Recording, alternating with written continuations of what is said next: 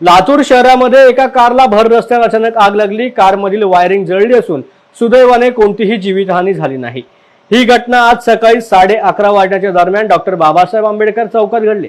चालत्या गाडीमधून अचानक धूर येत असल्यामुळे चालकाने गाडी थांबवून त्यावर पाणी टाकलं, पण लागलेली आग न विझता गाडीमधून अधिकच धूर निघत होता। चालकाने आणि तेथून जाणाऱ्या नागरिकांनी अग्निशामक दलाला वारंवार फोन करून ते आले नाहीत। यावेळेला काही तरुणांनी येथून जाणाऱ्या पाण्याच्या टँकरला थांबवून त्यातील पाण्याचा मारा करत ही आग विझवली, अन्यथा स्फोटासारखी मोठी दुर्घटना होण्याची शक्यता होती।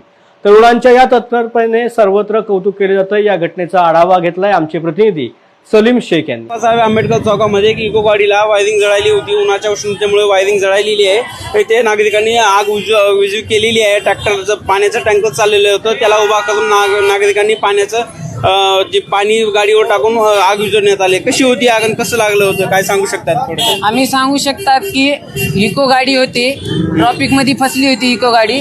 त्या ड्रायव्हरला कळाले नाही की आग लागली म्हणून ते उतरून राईटच्या गाड्यावर गेला पाणी आणाय। तर आम्ही मोरे सर आम्ही समधी टीम घेऊन आग विझवण्याचं काम केलेलं आहे। कशा प्रकारे आग विझवली तुम्ही? टँकरने कसं टँकर तुम्ही बोलवलं होतं का? बोलवलं नव्हतं, त्याला चाललेल्या रस्त्यावर पकडून घेतलं। कसं होतं, आग कशी होती, तुम्ही कशा परिश्रम करून आग विझवली? खूप चांगलं काम केलं। गाडीला शॉर्ट सर्किटनं आग लावल्यामुळे